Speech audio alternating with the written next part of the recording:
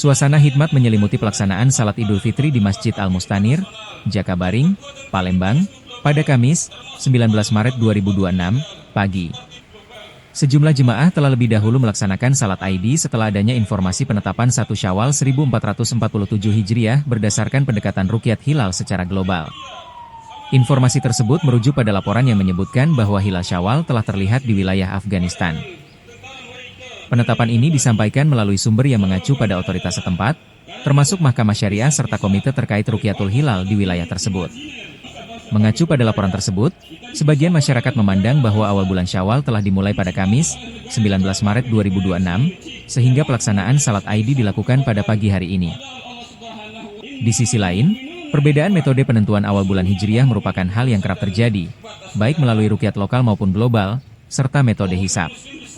Masyarakat diimbau untuk saling menghormati perbedaan yang ada dan tetap menjaga suasana kebersamaan dalam merayakan Idul Fitri.